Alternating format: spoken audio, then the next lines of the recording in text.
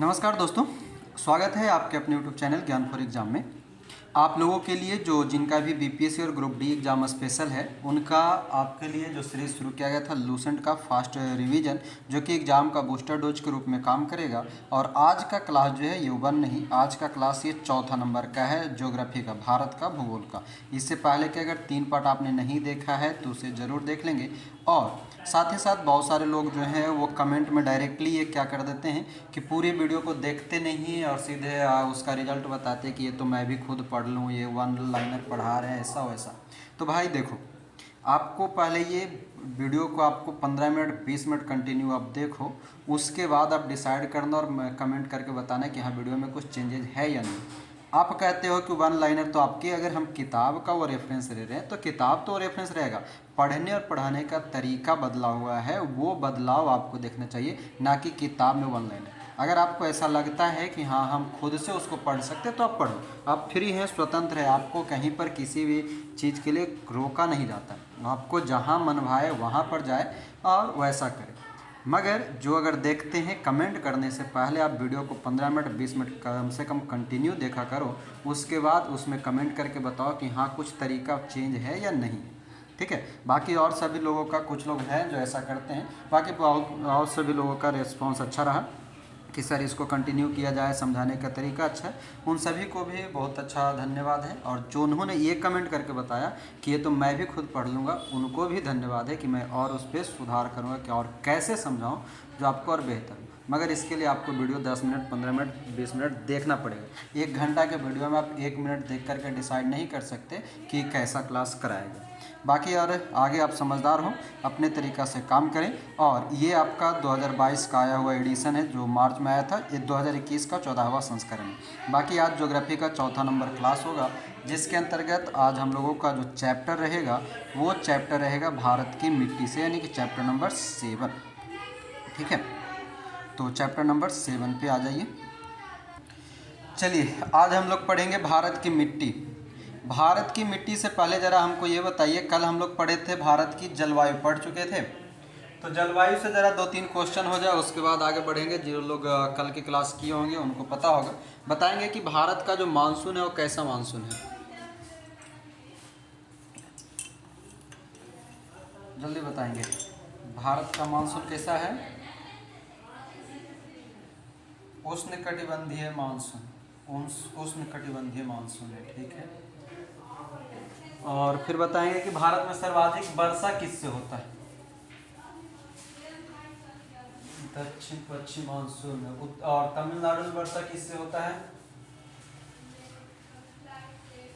उत्तर पूर्वी मानसून में होता है, हाँ, लौटते हुए मानसून। भारत में जो है उत्तरी भारत के मैदानी भाग में जो वर्षा होता है वो किसके कारण होता है?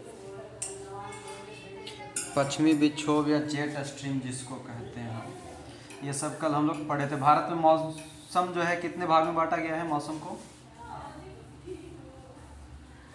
4 भाग में इसको बांटा गया है, ठीक है। एल नीनो एक हम लोग पढ़े थे। एल नीनो जो है किस तट पर टकराता है, सर्वाधिक प्रभावित करता है? पूर्वी प्रशांत महासागर यानी कि पेरू के तट पर टकराता है ना, पेरू के तट पर टकराता है। चलिए, और एक हम लोग पढ़े थे मानसून प्रत्यावर्तन का काल, ये किस राज्य को प्रभावित करता है? तमिलनाडु और आंध्र प्रदेश, नहीं, मानसून प्रत्यावर्तन वो आंध्र प्रदेश उड़ीसा के क्षेत्र में और गुजरात के क्षेत्र में। चलिए, और प्रत्यावर्ती मानसून है जो सबसे अधिक वर्षा तमिलनाडु में कराता है, ठीक है। चलिए आइए अब आते हैं अपने टॉपिक पे, भारत की मिट्टी पर। ध्यान से समझिएगा, सुनिएगा। जिनका पिछला क्लास छूटा होगा वो सब देख लेंगे, 3 वीडियो ऑलरेडी आपका अपलोड कर दिया गया है। आज ये चौथा क्लास है। आइए देखते हैं हम लोग, आज का क्लास है भारत की मिट्टी। और भारत की मिट्टी में देखेंगे किस प्रकार से इसको समझेंगे। मिट्टी में ज़्यादा कुछ नहीं है, मगर कुछ पॉइंट है जो आपको याद करने लायक है, जो कि मिट्टी से संबंधित कभी कभी प्रश्न पूछे जाते हैं। तो आइए देखते हैं। कहता है कि मिट्टी के अध्ययन के विज्ञान को हम पेडोलॉजी कहते हैं, जो कि ये सबसे पहले आपको याद रखना है कि पेडोलॉजी आखिर होता क्या है। तो पेडोलॉजी हम कहते हैं किसको, मृदा विज्ञान को और मिट्टी के विज्ञान को। भारतीय कृषि अनुसंधान परिषद जो है इसके तहत भारत में मिट्टी 8 भागों में बांटा गया है। मिट्टी कितने भाग में है, 8 भाग में। एक एक करके हम पढ़ेंगे इन सभी मिट्टियों में, मगर जो मुख्य रूप से जो मिट्टी है वो 4 प्रकार से हम लोगों को पढ़ना है, बाकी सब उसके छोटे छोटे उपखंड के रूप में पढ़ना होता है।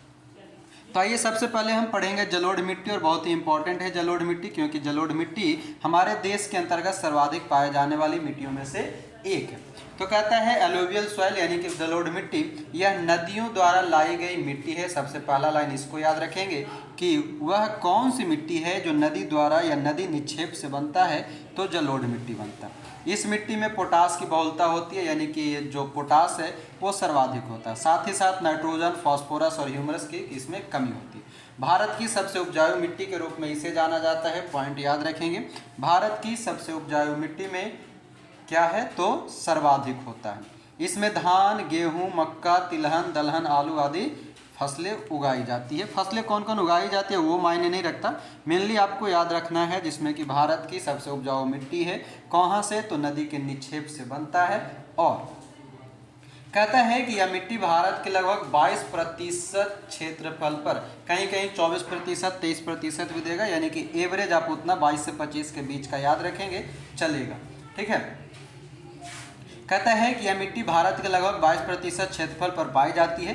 भारत का संपूर्ण उत्तरी मैदान, तटीय मैदान जलोढ़ मिट्टी का बना हुआ। संपूर्ण उत्तरी मैदान यानी कि ऊपर वाला हिस्सा, और जो तटीय मैदान जो नीचे का जो तट यानी कि समुद्र से लगा हुआ जो हिस्सा है वो जलोढ़ मिट्टी का बना हुआ। ध्यान देंगे, उत्तरी मैदान और तटीय मैदान ये दो जो है आपका जलोढ़ मिट्टी से बना हुआ मिलेगा। जो हमारे यहाँ जलोढ़ मिट्टी है, जलोढ़ मिट्टी को हम 2 प्रकार से बांटते हैं, और यहाँ से आपसे अक्सर एक प्रश्न पूछा जाता है, ठीक है। ये प्रश्न क्या पूछा जाएगा, जिनमें एक होता है कि बांगर क्या होता है और एक पूछता है खादर क्या होता है। तो बांगर और खादर में थोड़ा सा कंफ्यूजन कभी कभी होता है। जो पुराना मिट्टी रहेगा, पुरानी जलोढ़ मिट्टी, उसको हम बांगर कहते हैं। बांगर अगर ना समझ में आए तो बांगर को एक शब्द आप बनाइए, बेकार। बेकार यानी कि जो पुराने सामान हो जाते हैं वो क्या हो जाते हैं, बेकार हो जाते हैं। यानी कि पुराने जलोढ़ मिट्टी को हम क्या कहेंगे, बांगर कहेंगे, जबकि नए जलोढ़ मिट्टी को खादर कहेंगे। एक आपको याद रह जाएगा तो दूसरा स्वतः ही याद हो जाएगा। तो अब याद रखिएगा कि पुराने जो रहेंगे वो बेकार हो जाता है, बेकार यानी कि बांगर। आगे कहता है कि जलोढ़ मिट्टी उर्वरता के दृष्टिकोण से काफ़ी अच्छी मानी जाती है, यानी कि सबसे सर्वाधिक उपजाऊ मिट्टियों में से एक है हमारा जलोढ़ मिट्टी। उसके बाद आता है जो हमारा मिट्टी है काली मिट्टी यानी कि ब्लैक सॉइल। ब्लैक सॉइल से आपको 2 तरह के प्रश्न मुख्यतः पूछे जाते हैं, वो ध्यान से समझेंगे। पहली बात तो कि बेसाल चट्टानों के टूटने फूटने से बनेगा, यानी कि बेसाल चट्टान होता है, पहला बात। दूसरा, इसमें आयरन, चूना, एल्युमिनियम, मैग्नीशियम की बहुलता होती है, चलेगा। इस मिट्टी का काला रंग किसके कारण होता है, ये इंपॉर्टेंट है हमारे लिए। तो काला रंग टिटैनिफेरस मैग्नेटाइट एवं जीवांश यानी कि ह्यूमस के कारण होता है। काली मिट्टी का रंग काला किसके कारण होता है, तो टिटैनिफेरस मैग्नेटाइट के कारण होता है। और इस मिट्टी में कार्बनिक पदार्थ की अधिकता होती है। काली मिट्टी में कार्बनिक पदार्थ यानी कि कार्बन की मात्रा सर्वाधिक होगा। काली मिट्टी को ही हम क्या कहते हैं, रेगुर मिट्टी कहते हैं। यह भी प्रश्न आपसे पूछे जाएंगे, रेगुर मिट्टी किसको कहा जाता है, तो काली मिट्टी को रगड़ रगड़ के क्या कर देंगे, रेगुर कर देंगे, यानी कि काली मिट्टी को रेगुर मिट्टी कहा जाता है। अगला जो लाइन कहता है वो और भी इम्पोर्टेंट है कि कपास की खेती के लिए सर्वाधिक उपयुक्त मिट्टी कौन सी होती है, तो काली मिट्टी होती है कपास की खेती के लिए। यानी कि काली मिट्टी को ही हम रेगुर मिट्टी के साथ साथ काली कपासी मिट्टी भी कह सकते हैं। काली मिट्टी को और हम क्या कह सकते हैं, काली मिट्टी को हम काली कपासी मिट्टी के नाम से भी जान सकते हैं और कहते हैं। इसके अंतर्गत आपको गेहूं, ज्वार, बाजरा ये सभी उगाया जाता है। भारत में जो है काली मिट्टी, ये इसका मुख्य 2 जगह याद रखिएगा, गुजरात और महाराष्ट्र। भारत के काली मिट्टी का क्षेत्र गुजरात और महाराष्ट्र को मुख्य याद रखेंगे। बाकी और भी है, मध्य प्रदेश के पश्चिम में, उड़ीसा के दक्षिण में, कर्नाटक के उत्तर, आंध्र प्रदेश के दक्षिण समुद्री तट, तमिलनाडु के सलेम, रामनाथपुरम, कोयम्बटूर और तिरुनेलवेली जिलों का एवं राजस्थान के बूंदी। ये सब उतना ज़रूरत नहीं है, मगर गुजरात और महाराष्ट्र याद रखेंगे। कहे कि अक्सर पूछा जाता है कि कपास की खेती सर्वाधिक कहाँ होता है, तो कपास की खेती या फिर काली मिट्टी सर्वाधिक कहाँ पाया जाता है, तो राज्यों के अंतर्गत गुजरात, महाराष्ट्र को पूर्णतः हमेशा के लिए कन्फर्म याद रखेंगे। आइए अब आते हैं हम तीसरा मिट्टी की ओर। अभी तक जो हम लोग 2 मिट्टी पढ़े, 2 मिट्टी के अंतर्गत हमें एक मिट्टी जब पढ़े जलोढ़ मिट्टी, जलोढ़ मिट्टी में इंपॉर्टेंस के रूप में 2 नाम मिला था हमको, बांगर और खादर। बांगर मिट्टी किसको कह रहे थे? बांगर मिट्टी जो पुराना हो रहा था, यानी कि पुरानी जलोढ़ मिट्टी को हम बांगर कह रहे थे, जबकि जो नई जलोढ़ मिट्टी था उसको खादर कह रहे थे। जबकि दूसरा जब हम पढ़े काली मिट्टी, तो काली मिट्टी को हमने 2 और नाम जाना। एक नाम जाना रेगुर मिट्टी और दूसरा नाम जाना काली कपासी मिट्टी। और काली मिट्टी बना किससे था? तो टिटेनिफेरस मैग्नेटाइट के कारण। अब आते हैं तीसरा जो है लाल मिट्टी, ये इसका निर्माण जलवायु परिवर्तन के कारण होता है, जिसके परिणाम स्वरूप रवेदार और कयांत्रित शैल यानी कि चट्टान से बने होते हैं, है ना। इस मिट्टी में सिलिका और आयरन की बहुलता होती है, इसको याद रखेंगे। सिलिका और आयरन की बहुलता लाल मिट्टी में होता है। लाल मिट्टी लाल क्यों होता है? तो लौ ऑक्साइड की उपस्थिति के कारण होता है। जिस तरह से काली मिट्टी में टिटेनिफेरस मैग्नेटाइट और जीवांश था, उसी प्रकार से लाल मिट्टी में क्या है? तो लौ ऑक्साइड है, यानी कि लोहे की अंश है। और जब ये जल इसके ऊपर जाता है तो ये पीला दिखाई देता है। तो ये भी लाइन याद रखना। काली मिट्टी पर लाल मिट्टी पर जब पानी डाला जाता है तो ये क्या होता है? पीला दिखाई देता है। कहता है कि अम्लीय प्रकृति की मिट्टी होती है, यानी कि कैसी है? अम्लीय होता है। पहला लाइन याद रखेंगे। इसमें नाइट्रोजन, फास्फोरस एवं ह्यूमस की कमी होती है।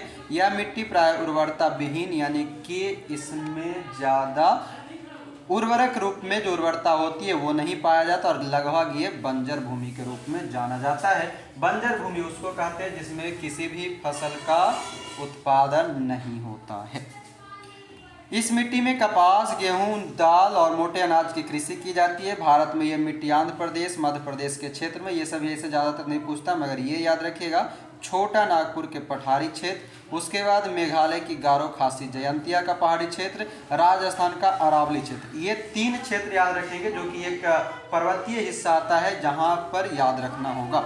छोटा नागपुर का पठारी क्षेत्र, मेघालय की गारो खासी जयंतिया पहाड़ी और राजस्थान के अरावली का पूर्वी हिस्सा जो है पहाड़ी और पठारी क्षेत्र है, जहाँ पर लाल मिट्टी पाया जाता है। चूने का इस्तेमाल कर लाल मिट्टी की उर्वरता बढ़ाई जा सकती है, यानी कि लाल मिट्टी जो ऑलरेडी बंजर होता है, इसकी उर्वरता बढ़ाने के लिए हम क्या कर सकते हैं? उसमें चूना का प्रयोग कर सकते हैं। आइए अब अगला जो है हमारा चौथा लैटेराइट मिट्टी। हाँ आइएगा, लैटेराइट मिट्टी। लैटेराइट मिट्टी क्या कहता है कि इसका निर्माण मानसूनी जलवायु, ये पॉइंट याद रखिएगा कि वह कौन सी मिट्टी है जो मानसूनी जलवायु की आर्द्रता और शुष्कता के कारण होता है। तो ये याद रखेंगे लैटेराइट मिट्टी। और इसमें क्या पाया जाएगा? तो आयरन और सिलिका की बहुलता पाई जाती है। साथ ही साथ लैटेराइट मिट्टी होता क्या है कि शैल के टूट फूट, यानी कि जो चट्टान होता है मतलब कि पत्थर के टूटने फूटने से बनेगा। और इस मिट्टी की गहरी लाल लैटेराइट, सफ़ेद लैटेराइट और भूमिगत जलवायु लैटेराइट के रूप में वर्गीकृत किया गया है। यानी कि लैटेराइट मिट्टी को भी हम 3 भाग में बांटे हैं, एक लाल जो कि डार्क में है, एक सफ़ेद और एक भूमिगत जलवायु लैटेराइट के रूप में। ध्यान देंगे, कहता है कि गहरी लाल लैटेराइट में लौ ऑक्साइड तथा पोटास की बहुलता होती है। इसकी उर्वरता कम होती है, लेकिन निचले भाग में कुछ खेती की जाती है। यानी कि लैटेराइट मिट्टी की उर्वरकता जो है वो कम होती है, मगर हल्का फुल्का खेती की जाती है। सफ़ेद लैटेराइट की उर्वरकता जो है सबसे कम होती है। अब ध्यान दीजिएगा, कभी भी अगर आपसे प्रश्न पूछ दे इस तरह से घुमा करके कि निम्न में से जो मिट्टियाँ दी गई है, लाल है, सफ़ेद है, भूरी है, काली है, लैटेराइट को लेकर के, और कह दे कि सबसे कम किस लैटेराइट मिट्टी की होती है, तो सफ़ेद लैटेराइट। और इसी कारण जो है कहता है कि और ये केओलिन के कारण इसका रंग सफ़ेद होता है। तो पॉइंट ये याद रखेंगे कि केओलिन क्या है। तो केओलिन एक वर्णक है, और केओलिन वर्णक के कारण जो लैटेराइट मिट्टी है वो सफ़ेद होता है। भूमिगत जलवायु लैटेराइट काफ़ी उपजाऊ होता है, और क्योंकि वर्षा काल में लौ ऑक्साइड जल के साथ घुलकर नीचे चले जाते हैं। क्या होता है? लौ ऑक्साइड जल के साथ घुलकर नीचे चले जाते हैं। लैटेराइट मिट्टी चाय, इलायची एवं काजू की खेती के लिए सर्वाधिक उपयुक्त होता है। ये 3 पॉइंट याद रखेंगे। नीचे वाला, लैटेराइट मिट्टी में चाय, इलायची और काजू, ये 3 जो है इसके लिए लैटेराइट मिट्टी उपयोगी होता है, और ये अक्सर पूछा जाता है, खास करके काजू वाला। तो काजू को याद रखेंगे। आगे यहाँ पर नोट में दिया है कि देश में मृदा अपरदन व उसके दुष्परिणामों पर नियंत्रण हेतु 1953 में केंद्रीय मृदा संरक्षण बोर्ड, स्टैटिक जीके के रूप में लिखेंगे 1953 यानी कि 1953 में केंद्रीय मृदा संरक्षण बोर्ड का गठन किया गया, मिट्टी संरक्षण बोर्ड का गठन। और मरुस्थल की समस्या के अध्ययन के लिए जोधपुर में केंद्रीय शुष्क क्षेत्र अनुसंधान संस्थान यानी कि कजरी, इसको कहीं कहीं पर आपको कजरी लिखा हुआ मिलेगा, ठीक है। तो कजरी की स्थापना 1959 में किया गया था। केंद्रीय शुष्क क्षेत्र अनुसंधान संस्थान कजरी की स्थापना 1959। तो दो यहाँ पर डेट मिला आपको, केंद्रीय मिट्टी संरक्षण बोर्ड 1953 और केंद्रीय शुष्क क्षेत्र अनुसंधान संस्थान जोधपुर राजस्थान के अंतर्गत 1959। क्लियर है यहाँ तक? यहाँ तक में किन्हीं को कोई दिक्कत मिट्टी को लेकर के बोलेंगे? आइए अब देखते हैं भारत की कृषि यानी कि चैप्टर नंबर 8। चैप्टर नंबर 8 में कहता है भारत की कृषि यानी कि भारत में जो कुल क्षेत्रफल का, भारत के कुल क्षेत्रफल का लगभग 51% भाग पर कृषि, 4% भूभाग पर चारागाह यानी कि जो मैदानी भाग के रूप में चरने के लिए जो होता है जानवरों का, और 21% भूमि पर वन तथा 24% भूमि बंजर तथा बिना उपयोग का। यहाँ पर जो 3-4% दिया गया है वो तीनों चारों याद रखना। पहला तो कि कितना पर खेती होता है वो, दूसरा है वो सबसे ज़्यादा आपसे पूछता है वन वाला, तो 21% वन और 24% भूमि बंजर या बिना काम के, और 4% जो है वो जानवरों के चारागाह के रूप में पाया जाता है।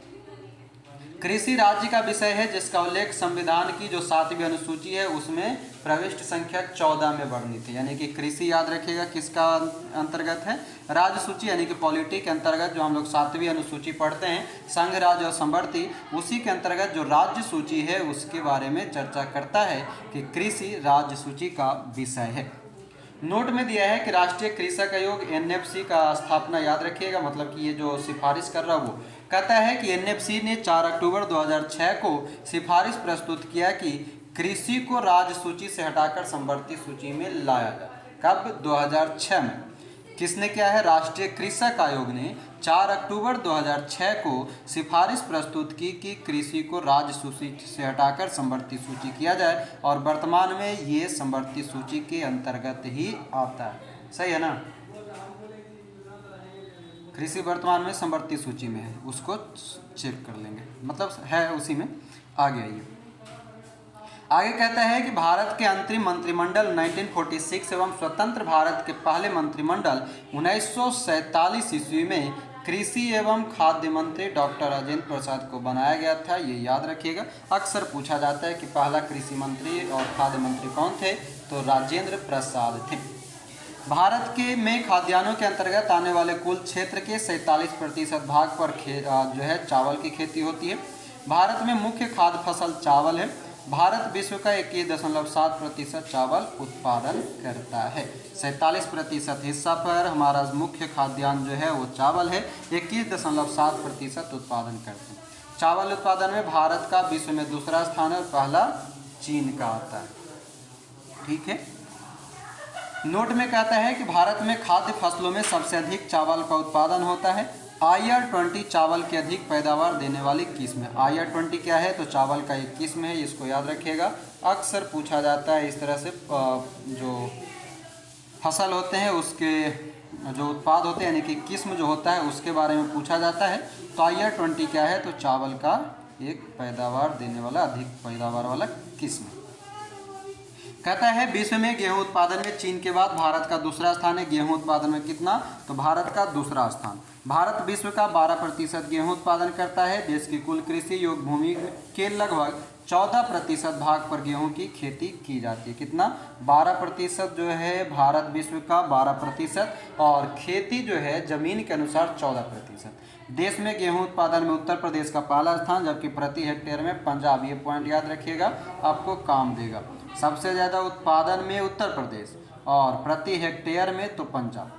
हरित क्रांति का सर्वाधिक जो प्रभाव है वह गेहूं और चावल की कृषि पर ही पड़ा था, परंतु चावल की तुलना में गेहूं का उत्पादन में अधिक वृद्धि हो गया था। हरित क्रांति कब आया था,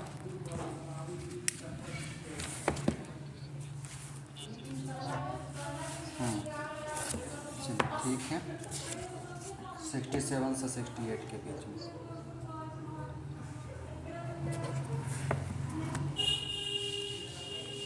अगला और नोट देखेंगे, कहता है कि मैक्सिको तथा फिलीपींस में क्रमशः गेहूं तथा चावल की अधिक उत्पादकता की किस्में विकसित की गई। मतलब जो है मैक्सिको और फिलीपींस में जो है गेहूं और चावल की खेती के अलग अलग किस्म विकसित किए गए। विश्व में हरित क्रांति के जनक नॉर्मन ई बोरलॉग हुए, ये याद रखिएगा। और भारत में स्वामीनाथन, MS स्वामीनाथन। भारत में हरित क्रांति की शुरुआत 1967-68 में हुआ था। और हरित जो है भारतीय हरित क्रांति की जन्मस्थली पंतनगर उत्तराखंड को कहा जाता है। किसको कहा जाएगा? पंतनगर उत्तराखंड को कहा जाता है। ये पॉइंट याद रखिएगा। और ज़रा ये बताएंगे कि 1967-68 के आसपास में पंचवर्षीय योजना कौन बताएंगे? पंचवर्षीय योजना जल्दी से टाइप कीजिए। अनवरत योजना चल रहा था। हाँ, अनवरत योजना था या योजना अवकाश जिसको कहते हैं, रोलिंग प्लान वाला, वो चल रहा होता था। योजना अवकाश के समय में जो था पहला योजना अवकाश, उसके बीच में ये चल रहा था, कोई पंचवर्षीय योजना ये नहीं था। आगे ये कहता है कि भारत की प्रथम कृषि विश्वविद्यालय की स्थापना पंतनगर में GV पंत कृषि एवं प्रौद्योगिकी विकास के नाम से 1960 में किया गया था। भारत का प्रथम कृषि विश्वविद्यालय की स्थापना जो है GV पंत कृषि एवं प्रौद्योगिकी विश्वविद्यालय 1960 ईस्वी में की गई थी। और भारत में श्वेत क्रांति के जनक डॉक्टर B कुरियन को माना जाता है। श्वेत क्रांति, ठीक है, श्वेत क्रांति किससे संबंधित है? कौन बताएंगे? दूध उत्पादन से संबंधित है ये। चलिए यहाँ पर देख लीजिए, पहले बॉक्स में कुछ पॉइंट दिया है, ये विभिन्न कृषि क्रांतियाँ, इसको याद रखिएगा, बहुत सारे याद भी होगा। हरित क्रांति खाद्यान्न उत्पादन के लिए जाना जाता है। श्वेत क्रांति दूध उत्पादन के लिए। नीली क्रांति मत्स्य उत्पादन। भूरी क्रांति उर्वरक मतलब खाद जो फसल में देते हो वो। एक होता है खाद्य, खाने वाला पदार्थ, एक होता है खाद यानी कि उर्वरक, जो भूरी क्रांति, हाँ, यूरिया पोटास जो भी आता है वो। रजत क्रांति अंडा उत्पादन। पीली क्रांति तिलहन उत्पादन। कृष्ण क्रांति बायोडीजल उत्पादन। ध्यान रखेंगे, कृष्ण क्रांति का संबंध किससे है? बायोडीजल उत्पादन से। लाल क्रांति टमाटर और मांस से है। उसके साथ साथ गुलाबी क्रांति झींगा मछली से। बादामी क्रांति मसाला उत्पादन से। सुनहरी क्रांति आपका फल उत्पादन। अमृत क्रांति नदी जोड़ो परियोजना, ध्यान रखेंगे, अमृत क्रांति का संबंध नदी जोड़ो परियोजना से है। गोल क्रांति आलू उत्पादन। स्वर्ण क्रांति बागवानी। खाकी क्रांति चमड़ा। और काली क्रांति कच्चा तेल उत्पादन। ध्यान रखेंगे, काली और कृष्ण दोनों का अर्थ एक ही होता है, ठीक है। काली मतलब भी काला, कृष्ण मतलब भी कृष्ण, मगर दोनों में थोड़ा सा अंतर है। कृष्ण क्रांति जो है आपका किससे संबंधित है? बायोडीजल उत्पादन से है, जबकि काली क्रांति जो है कच्चा तेल उत्पादन से है। तो दोनों का अर्थ ध्यान में रखिए। अब आइए आगे आते हैं। कहता है कि तेलहन जो है प्रौद्योगिकी मिशन की स्थापना 1986 में हुई। तेलहन प्रौद्योगिकी मिशन की स्थापना 1986। भारत जो है उर्वरक उत्पादन एवं उपभोग में विश्व में तीसरे स्थान पर। खाद का उत्पादन करने में मतलब कि और उपभोग वो तीसरे स्थान पर, जबकि चीन और अमेरिका पहले और दूसरे स्थान पर। भारत जो है नाइट्रोजनी उर्वरकों को अपनी खपत का 94%, नाइट्रोजन के जितने भी उर्वरक होते हैं उनमें 94% एवं फॉस्फेट उर्वरक की खपत का 82% ही उत्पादन करता है। ये सबसे कभी ऐसा प्रश्न पूछता नहीं है, फालतू है। पोटेशियम उर्वरक का पूरी तरह आयात किया जाता है, इसको याद रख सकते हैं। पोटेशियम जो होता है हम पूरी तरह से आयात करते हैं। आम, केला, चीकू, खट्टे नींबू, काजू, काली मिर्च, नारियल, अदरक, हल्दी के उत्पादन में भारत का स्थान विश्व में पहला है। फलों एवं सब्जियों के उत्पादन में भारत का विश्व में दूसरा स्थान, पहला में चीन। विश्व में तंबाकू का सबसे बड़ा उत्पादक एवं उपभोक्ता चीन और उत्पादन में भारत का स्थान तीसरा है। तंबाकू के लिए उत्पादन और उपभोक्ता दोनों करेगा चीन, भारत तीसरे स्थान पर। तंबाकू की पत्तियों को सुखाने की प्रक्रिया को क्यूरिंग कहते हैं। ये प्रक्रिया याद रखिएगा, जिसमें किया जाता है कि पत्तियों में वांछित रंग, गंध आदि गुणों का विकास होता है। क्यूरिंग प्रक्रिया किससे संबंधित है? तो तंबाकू के पत्तियों को सुखाने की प्रक्रिया। भारत में चाय की खेती 1840 में असम की ब्रह्मपुत्रा घाटी, इंपॉर्टेंट लाइन है। भारत में चाय की खेती 1840 में असम की ब्रह्मपुत्रा घाटी में प्रारंभ हुई। चाय की पत्तियों में कैफीन तथा टैनिन, ध्यान देंगे, चाय के पत्ती में कैफीन और टैनिन नाम की दो प्रचुरता पाई जाती है। भारत में सर्वोत्तम चाय दार्जिलिंग में पैदा की जाती है। विश्व प्रसिद्ध उलंग किस्म की चाय ताइवान में पैदा होता है। यहाँ पर बहुत सारे स्टैटिक जीके के रूप में है। तो पहला ये बताएंगे कि जो दार्जिलिंग है वो किस राज्य में है? असम या पश्चिम बंगाल? जो दार्जिलिंग है वो पश्चिम बंगाल में है। बहुत सारा लोग इसको असम समझ बैठते हैं, तो ध्यान रखिएगा दार्जिलिंग पश्चिम बंगाल में है। और एक उलंग किस्म की चाय जो है कहाँ पर है, ताइवान में। सबसे उच्च कोटि का कहवा जो है या कॉफ़ी अरेबिका है, और कहवा की ही अन्य दो किस्में रोबस्टा और लिबेरिका। अरेबिका कॉफ़ी सर्वाधिक कहाँ पाया जाता है, कर्नाटक के आसपास। कर्नाटक में भी पाया जाता है ना, भारत के लिए कर्नाटक। हाँ आ गया ये, तो ये हो गया सबसे ऊंची कोटि का कहवा अरेबिका, और कहवा की अन्य दो किस्में हैं रोबस्टा और लिबेरिका। नोट में कहता है कि मोचा जो है कहवा यमन में उगाई जाती है। नोट में जो है बड़ा खोट है ये, ठीक है, याद रखिएगा। नोट कहवा यमन में उगाई जाती है। कहता है मोचा जो था कहवा यमन में है। मक्का में व्हाइट बर्ड एवं धान में खैरा रोग जस्ता की कमी से, ये सब रोग का नाम याद रखना होगा आपको, और रोग के साथ साथ उसके कारक क्या है जो याद रखना होगा। तो मक्का में व्हाइट बर्ड और धान में खैरा रोग जस्ता की कमी से भारत में फूलों की खेती का 9% ऑर्किड से प्राप्त होता है। ऑर्किड एक रंगीन एवं मनमोहक पुष्पीय पौधा है। इसका प्रयोग मुख्य रूप से इत्र निर्माण में, सजावट के रूप में, खाद्य के रूप में एवं परंपरागत दवाई के निर्माण में किया जाता है। भारत में इसकी खेती उत्तर पूर्वी जलवायु क्षेत्र में, उत्तर पूर्वी वाला में ऊपर अरुणाचल प्रदेश, सिक्किम व हिमाचल प्रदेश ऑर्किड की कृषि के लिए उपयुक्त क्षेत्र है। अरुणाचल प्रदेश को ही हम क्या कहते हैं, ऑर्किड स्टेट भी कहते हैं। क्लियर है। अगला कहता है ग्वार। ग्वार अथवा क्लस्टर बीन एक लेग्यूमिनस फसल है। ग्वार के बीज ग्वार गोंद को उत्पन्न करने के लिए कच्चे पदार्थ के रूप में प्रयुक्त होता है। वैश्विक स्तर पर तेल और गैस उद्योग पर इसका प्रयोग, ध्यान देंगे, हाइड्रोलिक फ्रैक्चरिंग तकनीक में किया जाता है। ध्यान देंगे क्या कह रहा है कि जो ग्वार या क्लस्टर बीन है इसका वैश्विक स्तर पर प्रयोग तेल और गैस उद्योग के द्वारा इसका प्रयोग हाइड्रोलिक फ्रैक्चरिंग तकनीक में किया जाता है। वर्तमान में शेल गैस के निष्कर्षण के लिए ग्वार गोंद की उच्च मांग है। भारत विश्व में ग्वार गोंद का सबसे बड़ा उत्पादक है। भारत जो है विश्व में ग्वार गोंद का सबसे बड़ा उत्पादक है। ध्यान रखेंगे कि विश्व में सबसे ज़्यादा ग्वार गोंद कहाँ उत्पादित होता है, तो भारत में। राजस्थान जो है ग्वार गोंद का सबसे बड़ा उत्पादक राज्य है भारत के अंतर्गत। ध्यान देंगे विश्व के अंतर्गत भारत, और भारत में सबसे ज़्यादा राजस्थान। कर्नाटक सुपारी एवं कॉफ़ी का सबसे बड़ा उत्पादक राज्य है, दोनों याद रखिएगा। नासिक जो है अंगूरों के लिए प्रसिद्ध है। नासिक कहाँ पड़ता है, महाराष्ट्र में। कहता है कि भारत में प्राकृतिक रबर का सबसे अधिक उत्पादन केरल में होता है। ध्यान रखेंगे प्राकृतिक रबर सबसे ज़्यादा कहाँ पर, केरल में। आंध्र प्रदेश भारत में सबसे बड़ा मसाला उत्पादक राज्य है। ध्यान देंगे आंध्र प्रदेश भारत में सबसे बड़ा मसाला उत्पादक राज्य है। सबसे अधिक मात्रा में केसर जम्मू कश्मीर में प्राप्त होगा। सिक्किम को जैविक खेती करने वाला भारत का प्रथम राज्य घोषित किया गया था, ये लगभग 2016 में, ठीक है, 2016 में घोषित हो गया था। और इसी से अभी करंट में आप लोग पढ़े होंगे लद्दाख जो है अपना कॉपी किया है, इससे मतलब कि एक दूसरे से समझौता किया। कहता है कि अरहर यानी कि तूर को लाल चना तथा पीजन पी के नाम से भी जाना जाता है। लंबे रेशे वाली अमेरिकन कपास को देश के उत्तरी पश्चिमी भाग में नरमा, ध्यान रखेंगे, लंबे रेशे वाली अमेरिकन कपास को नरमा कहा जाता है। कपास पर फूल आने के समय आकाश बादल रहित तो होना चाहिए, यानी कि कपास पर फूल लगे उस समय क्या होना चाहिए, बादल रहित। रहित मतलब क्या, न यहाँ, रहित का अर्थ क्या होता है, हाँ, ना, सहित, सहित बोलेगा, नहीं, यही तो गड़बड़ है,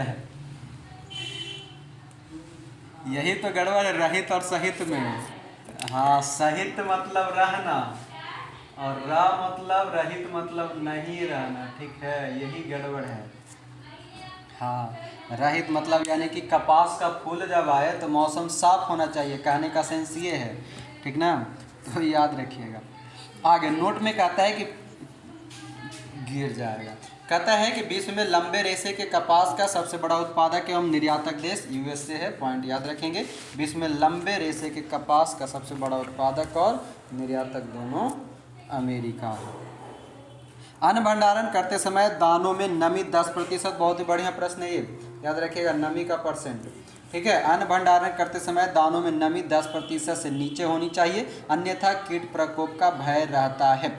कभी गांव घर में सुने होंगे, कभी कच्चा फसल ला करके यानी कि काट करके मजूरी बस घर में लाना पड़ता है तो मालूम चलता है कि वो पूरा खराब हो गया रहता है। क्यों? क्योंकि उसमें नमी जो है 10% से ज़्यादा रहता है और स्टोरेज करने पर वो बाहरी नमी और आंतरिक नमी के कारण वो खराब हो जाता है और कीट जो है उसमें जल्दी लगता है। दलहनी फसलों के उत्पादन हेतु कोबाल्ट आवश्यक होता है, यानी कि दलहनी फसल में कौन सा काम करेगा? कोबाल्ट काम करेगा। अब आइए यहाँ पर दिया है ऋतुओं के आधार पर फसलों का वर्गीकरण। एक एक करके समझिएगा। कुछ नहीं है, 3 तरह के फसल होता है, रबी फसल, गर्मा फसल और खरीफ फसल। समझेंगे। रबी फसल उसको कहेंगे जो अक्टूबर नवंबर में यानी कि ठंडा के मौसम में बोया जाए और गर्मी आते आते मार्च अप्रैल के समय में वो काट ले, उसको कहा जाता है रबी फसल। यानी कि गेहूँ, जौ, चना, मटर, सरसों, आलू, राई, अलसी। जो बिल्कुल देहाती होंगे उनको ये सब पता होगा, पढ़े की जरूरत नहीं है ना। वैसे इमेजिन करेंगे रबी फसल मतलब अगर गेहूँ याद रहेगा तो गेहूँ के साथ साथ कौची बुन दिया जाता है, वो सब सोचिएगा, अपने आप याद आ जाएगा कि रबी फसल क्या है, खरीफ फसल क्या है। ठीक है, जो पूर्ण देहाती खेती करे वाला रहेंगे उनको ये सब याद करने की जरूरत नहीं है, और जो फारसी हैं उन लोग को तो याद करना पड़ेगा। आइए अगला है खरीफ फसल। खरीफ फसल जो है दक्षिण पश्चिम मानसून के तत्काल बाद बोई गई फसल है, यानी कि जून जुलाई में बोया जाएगा, नवंबर दिसंबर में काट लिया जाएगा। और खरीफ फसल के अंतर्गत कौन सा आता है? अभी वाला समय। अभी कौन सा है? जून जुलाई का समय चल रहा है, नवंबर दिसंबर में काटा जाएगा। इमेजिन कर लीजिए कि अभी कौन सा फसल जो है अपनी तरफ लगाया जा रहा है। तो देखे हुए होंगे धान जो है बारिश के इंतज़ार में सब किसान बैठे हुए, है ना। हमरो एक को खेत न रोपाया और इसे ना होता है। कहता है धान, गन्ना, तिलहन, ज्वार, बाजरा, मक्का, अरहर, कपास, मूंगफली। मूंगफली में लोग फंसते हैं, याद रखिएगा। मूंगफली खरीफ फसल है। मंडुआ, तिल, सोयाबीन, ये सभी जो है खरीफ फसल है, सोचिएगा, याद आ जाएगा। अगला है तीसरा गर्मा फसल। कहता है यह मई जून में बोई जाती है, यानी कि रबी और खरीफ के बीचवा में जो टाइम बाकी रह जाता है और जून जुलाई में काट लिया जाता है, यानी कि रबी फसल के एंडिंग और खरीफ फसल के स्टार्टिंग, ये दोनों के बीच में जो समय बचता है उसको कहते हैं गर्मा फसल, यानी कि गर्मी के आसपास का फसल। राई, मक्का, ज्वार, जोट, मड़ुआ, ये सभी क्या है? तो गर्मा फसल है। आइए, ये तो हो गया आपका 3 तरह के फसल, वो सब याद रखना आपका काम है। नहीं याद रहेगा तो फंसिएगा, कहेंगे रबी और खरीफ वाला तो अक्सर पूछते रहता है, बाकी सबका पता नहीं। आइए अब यहाँ पर बॉक्स जो है बहुत ही खतरनाक है, यानी कि खतरनाक कहने का मतलब ये है कि रट्टा मार। देखिए कहता है भारत के कुछ प्रमुख कृषि अनुसंधान केंद्र दिया गया है, जिनमें बहुत सारा याद होगा, जिनको याद नहीं होगा वो 1 बार 2 बार 4 बार 5 बार पढ़ के याद करेंगे। सबसे पहला है केंद्रीय चावल अनुसंधान केंद्र, एक कटक ओडिशा के अंतर्गत। केंद्रीय कपास अनुसंधान नागपुर महाराष्ट्र के अंतर्गत। राष्ट्रीय गन्ना प्रजनन संस्थान कोयम्बटूर। भारतीय गन्ना अनुसंधान केंद्र लखनऊ। केंद्रीय आलू जो है आपका शिमला में मिलेगा। राष्ट्रीय चाय आपको जोरहट में मिलेगा। और जोरहट किस राज्य में पड़ता है, कौन बताएंगे? जोरहट किस राज्य के अंतर्गत? जल्द सोचिए। जोरहट आसाम के अंतर्गत आता है। ठीक है, तो जोरहट में मिलेगा आपको राष्ट्रीय चाय अनुसंधान केंद्र। राष्ट्रीय कॉफ़ी मिलेगा चिकमंगलुरु कर्नाटक के आसपास में। रबर मिलेगा आपका कोट्टायम केरल में। केंद्रीय रेशम अनुसंधान केंद्र मैसूर, ये सब जानते हैं आप लोग, कुछ का कभी कभी मन में आता है तो बोल देते हैं, बाकी सबका बता सकते हैं, जरूरी नहीं है। कहता है कि केंद्रीय रेशम अनुसंधान केंद्र मैसूर। राष्ट्रीय जूट अनुसंधान केंद्र बैरकपुर, ये बैरकपुर बता दीजिए जरा। बैरकपुर पश्चिम बंगाल, वही कौन सा 1857 की क्रांति वाला हिस्सा, है ना।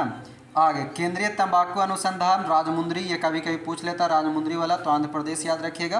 केंद्रीय नारियल अनुसंधान संस्थान कासरगोड। दलहन अनुसंधान जो है भारतीय दलहन, ये कानपुर में। भारतीय तिलहन कासरगोड, हाँ तमिलनाडु के आसपास में। आगे कहता है कि भारतीय तिलहन अनुसंधान संस्थान हैदराबाद। केंद्रीय उपोष्ण बागवानी संस्थान बंगलुरु। केंद्रीय कृषि मौसम विज्ञान केंद्र पूना। कृषि मौसम विज्ञान केंद्र पूना, पहले ये कहाँ था? कल के क्लास में हम लोग पढ़े थे। केंद्रीय कृषि मौसम विज्ञान का पहले नहीं, शिमला में था, शिमला में था, बाद में पूना किया गया, कल पढ़े थे। 1875 में स्थापित हुआ था, फिर उसको प्रथम विश्व युद्ध के बाद पूना में लाया गया था, ऐसा कुछ पढ़े थे मौसम वाला। और मानचित्र वगैरह जो है मौसम का वहीं से प्रकाशित होता है, पूना से। आगे 17 नंबर कहता है कि केंद्रीय मिट्टी एवं जल संरक्षण अनुसंधान केंद्र देहरादून। देहरादून वर्तमान में कहाँ है? उत्तराखंड में। चलिए, तो ये हो गया, ये पूरा कासरगोड़ा केरल में है। हाँ जी, नारियल वाला है ना, ठीक है, केरल में। हाँ जी, नहीं, कासरगोड सुधार लीजिएगा, केंद्रीय नारियल अनुसंधान वाला केरल में है कासरगोड। चलिए 17 नंबर तक ये हो गया, इसको एक दो बार और पढ़ लीजिएगा, याद हो जाएगा। बाकी आ गया ये नोट में क्या कहता है। कहता है कि भारतीय कृषि अनुसंधान IARI की स्थापना लॉर्ड कर्जन, याद है 1905, है ना, लॉर्ड कर्जन के काल में 1905 में पूसा बिहार में हुआ था। पूसा बिहार समस्तीपुर के अंतर्गत आता है, मतलब समस्तीपुर जिला के अंतर्गत। 1936 ईस्वी में इसे नई दिल्ली में स्थानांतरित कर दिया गया। 1936 में यह पूसा संस्थान के नाम से लोकप्रिय है। भारतीय कृषि अनुसंधान परिषद ICAR की स्थापना 23 मई 1929 को की गई। इसका मुख्यालय नई दिल्ली में। कोई बताएंगे 1929 में वायसराय कौन था? लॉर्ड इरविन, 26 से 31। चलिए ठीक है, 1899 से 1905-6 के आसपास में लॉर्ड कर्जन, फिर इरविन आया था 29 के आसपास, 26 से आया था, 29 में यही था। तो याद रख लीजिएगा, IARI भारतीय कृषि अनुसंधान 1905 पूसा बिहार में स्थापना हुआ था, मगर अभी जो है नई दिल्ली में है, जो कि 1936 में स्थानांतरित कर दिया गया, है ना। और फिर 1929 में बना भारतीय कृषि अनुसंधान परिषद, मुख्यालय नई दिल्ली। अब नीचे आइए, प्रमुख फसलों का जन्म स्थान दिया गया है, यानी कि कौन सा फसल कहाँ बना था। जो पहला है कि आपका धान, जो कि भारत और इंडोनेशिया में इसका पैदावार यानी कि शुरुआत हुआ था। मक्का मध्य अमेरिका में, गेहूं मध्य एशिया में, तंबाकू दक्षिण अमेरिका, रबड़ दक्षिण अमेरिका यानी कि ब्राज़ील। उड़द जो है वो भारत में, मसूर चीन में, अमरूद अमेरिका में, टमाटर मैक्सिको, बाजरा अफ्रीका। ये सब हमको पढ़े से कुछ नहीं होगा, आप लोग इसको रिपीट कर लीजिएगा बॉक्स को, ठीक है। जौ हो जाएगा आपका चीन, अरहर अफ्रीका, सोयाबीन चीन, मूंग और ज्वार भारत, चाय चीन, कहवा ब्राज़ील, आलू पेरू और गन्ना भारत। एक बार दो बार इसको रिपीट करेंगे तब याद होगा, हमारा एक बार पढ़ने से कोई फ़ायदा नहीं होने वाला। आइए अब अगला जो चैप्टर है वह है हमारा 9 नंबर, भारत में सिंचाई। भारत में सिंचाई की अगर बात करें तो भारत में सिंचाई परियोजना को 3 भाग में बांट करके पढ़ा जाता है। कितने भाग में? 3 भाग में। एक बृहद सिंचाई यानी कि सबसे बड़का, दूसरा का बीच वाला रहेगा एकदम छोटका, लघु सिंचाई। कहता है कि बृहद सिंचाई परियोजना के अंतर्गत वे परियोजनाएं शामिल किए जाते हैं जिसके अंतर्गत 10,000 हेक्टेयर से अधिक कृषि योग्य भूमि हो। ये लाइन याद रखना है। बड़ा के अनुसार कौन आएगा? तो 10,000 हेक्टेयर से अधिक। मध्यम के अंतर्गत वो आएगा जो 2,000 से 10,000 के बीच हो, और छोटका वो आएगा लघु सिंचाई जो 2,000 से कम हो। क्लियर? यानी कि 10,000 से ऊपर सबसे ज़्यादा, 2,000 से 10,000 तक बिचवा में, और 2,000 से नीचे सबसे छोटका नीचे। आइए आगे कहता है कि वर्तमान समय में भारत की कुल सिंचित क्षेत्र का 37% बड़ी एवं मध्यम सिंचाई परियोजना है और 63% छोटी सिंचाई परियोजना है। यानी कि हमारे लिए सवाल सिर्फ यही है कि भारत में सिंचाई जो है सर्वाधिक किस परियोजनाओं के अंतर्गत होता है? तो लघु सिंचाई परियोजनाओं के अंतर्गत होता है। विश्व का सर्वाधिक सिंचित क्षेत्र चीन में 21% और उसके बाद भारत में 20.2%। भारत में शुद्ध बोए गए क्षेत्र जो है क्षेत्र के लगभग 33% भाग पर सिंचाई की सुविधा उपलब्ध है। ठीक है, भारत में जो है 33% पर ही सिंचाई की सुविधा उपलब्ध है। वर्तमान समय में कुआं और नलकूप भारत के सिंचाई के प्रमुख साधन है। ये लाइन याद रखिएगा। भारत में सर्वाधिक सिंचाई जो है वो प्रमुख साधन कौन सा है? तो कुआं और नलकूप। देश में सर्वाधिक नलकूप व पंप सेट तमिलनाडु में 18% पाया जाता है, महाराष्ट्र में 15.6 दूसरा स्थान पर, और केवल नलकूप, ध्यान देंगे, केवल नलकूप की सर्वाधिक सघनता वाला राज्य उत्तर प्रदेश। यहाँ पर 3 तरह से प्रश्न, परसेंटेज हमको याद रखने का जरूरत नहीं है। पहला ये बोलेगा कि देश में सर्वाधिक नलकूप और पंप सेट किससे? तो तमिलनाडु, दूसरा में महाराष्ट्र, और तीसरा जब बोलेगा नलकूप की सर्वाधिक सघनता, सिर्फ नलकूप, ठीक है, तो उत्तर प्रदेश में मिलता है। प्रायद्वीपीय भारत में सिंचाई का प्रमुख साधन कौन सा है? तालाब है। ये बहुत इंपॉर्टेंट लाइन है, अक्सर पूछा जाता है। और तालाब के द्वारा सर्वाधिक सिंचाई तमिलनाडु में होता है, ये भी अक्सर पूछा जाता है। दमनगंगा सिंचाई परियोजना दमनगंगा नदी पर कार्यरत है। इस परियोजना के तहत बना जलाशय गुजरात के वलसाड जिले में स्थित है। यह गुजरात एवं दादरा नगर हवेली की संयुक्त परियोजना है। तो आपको ये याद रखना है कि दमनगंगा सिंचाई परियोजना किन 2 राज्यों या केंद्र शासित प्रदेश की संयुक्त परियोजना है? तो दमनगंगा गुजरात और दादरा नगर हवेली दमन दीव का, वर्तमान में दोनों एक साथ हो गया है, दादरा नगर हवेली और दमन दीव। नोट में कहता है कि दमनगंगा नदी महाराष्ट्र एवं गुजरात से बहते हुए अरब सागर में गिरती है। पॉइंट इंपॉर्टेंट है। दमनगंगा कहाँ से? महाराष्ट्र से निकलेगा, होते हुए गुजरात से होते हुए अरब सागर में। आगे कहता है कि गिरना सिंचाई परियोजना, ये भी अक्सर पूछा जाता है। गिरना सिंचाई परियोजना महाराष्ट्र के गिरना नदी पर ही है। पंबा सिंचाई परियोजना केरल के पंबा नदी पर स्थित है। ये सब डायरेक्टली याद रखिएगा, वन लाइनर है और एक नंबर के। आइए, टिहरी पनबिजली कॉम्प्लेक्स उत्तराखंड के टिहरी के समीप भागीरथी नदी एवं भिलांगना नदी पर स्थित है। इसका दोनों याद रखिएगा। टिहरी परियोजना जो है भागीरथी और भिलांगना नदी पर स्थापित है। यहाँ से सिंचाई, जल आपूर्ति तथा जल विद्युत उत्पादन किया जाता है। इंदिरा गांधी नहर को सतलज नदी से जल मिलता है। यह भारत की सबसे लंबी सिंचाई नहर है। राजस्थान नहर के नाम से पहले जाना जाता था, वर्तमान में इंदिरा गांधी नहर कहा जाता है। सारण सिंचाई नहर, ये त्रिवेणी नहर गंडक नदी पर है, इसको भी याद रखना है। सारण सिंचाई नहर और त्रिवेणी नहर जो है ये गंडक नदी पर है।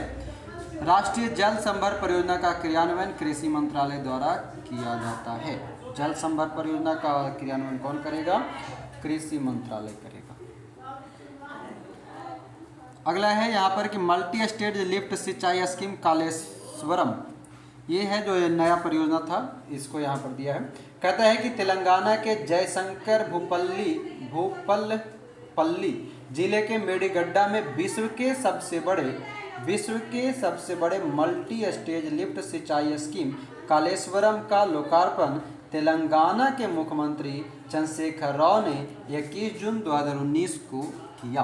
तो पहला तो कि आपको याद रखना है कि कालेश्वरम जो मल्टी स्टेज सिंचाई स्कीम है वो कहाँ स्थित है? तो तेलंगाना में है। कब उद्घाटन हुआ? तो 21 जून 2019 को। मुख्यमंत्री याद रखना उतना जरूरी नहीं है, अगर पूछ देगा तो याद रखिएगा चंद्रशेखर राव। विशेषता क्या है इसका? तो कहता है कि कालेश्वरम लिफ्ट सिंचाई प्रोजेक्ट में 139 MW अधिकतम क्षमता वाले पंप का उपयोग किया गया है। विश्व में अभी तक इतनी क्षमता वाले पंप का उपयोग कहीं नहीं किया। विश्व के सबसे बड़े टनल रूट 203 मीटर का निर्माण किया गया। विश्व के सबसे बड़े टनल रूट 203 मीटर का निर्माण किया गया। दूसरा पॉइंट इंपॉर्टेंट है। कालेश्वरम विश्व की अकेली एकमात्र ऐसी प्रोजेक्ट है जो प्रतिदिन 2 TMC पानी लिफ्ट कर सकता है। इंपॉर्टेंट है। इस प्रोजेक्ट के जरिए 45 लाख एकड़ भूमि एवं हजारों गांव के पानी की जरूरत पूरी होगी। पहली बार ऐसा हुआ है जब गोदावरी नदी का पानी कृषि भूमि को पानी की सप्लाई के लिए 92 मीटर की ऊंचाई से फेज में लिफ्ट किया गया, जो 618 मीटर ऊंचाई तक है। पेड़ीगड्ढा एरिया में 92 मीटर की ऊंचाई तथा कोंडा पोछमा सागर में सबसे अधिक 618 मीटर। उतना कुछ खास नहीं है। आगे, इस परियोजना में सबसे ज़्यादा श्री रामनगर से 200 TMC पानी का उपभोग होगा, जबकि सबसे कम अनंतगिरी में 3 TMC पानी। सबसे ज़्यादा रामसागर और अनंतगिरी में सबसे नीचे रहेंगे। कहता है कि भारत सरकार ने 1983 में राष्ट्रीय जल संसाधन परिषद का गठन किया। इंपॉर्टेंट है, स्टैटिक के रूप में। 1983 में राष्ट्रीय जल संसाधन परिषद, प्रधानमंत्री इसके अध्यक्ष होते हैं। इंपॉर्टेंट है। केंद्रीय जल संसाधन मंत्री इसके उपाध्यक्ष होते हैं। इंपॉर्टेंट है। उसके बाद जल संसाधन राज्य मंत्री, संबंधित केंद्रीय मंत्री या राज्य मंत्री, सभी राज्यों के मुख्यमंत्री और संघ प्रदेशों के उपराज्यपाल, राज्यपाल, मतलब मिला जुला के सभ्य इसका सदस्य होता है। जल संसाधन मंत्रालय का सचिव इस परिषद का भी सचिव होता है। तो ये सभी के सभी क्या था? आपका भारत के सिंचाई परियोजना था। कुछ पॉइंट इस सबसे पढ़ने वाला है, ज़्यादा कुछ याद करने वाला नहीं रहता है इस सब में। बाकी अगला जो है आपका भारत के खनिज संसाधन, जो इम्पोर्टेंट के साथ साथ महत्वपूर्ण भी है, मतलब अर्थ दोनों की एक ही है, एक ही नहीं जी। हाँ, तो भारत का खनिज संसाधन, इसको हम लोग अगले दिन करेंगे, अगले क्लास में। इसके एक बार हो सके तो पढ़ लीजिएगा, काहे कि इसमें राज्य और उसका क्षेत्र दिया हुआ है, जो कि पढ़ते पढ़ते पगला जाइएगा। चलिए, तो आज के लिए यहीं पर रखेंगे इसको, ठीक है। बाकी अगले वीडियो में। अभी के लिए सबको धन्यवाद। जय हिंद।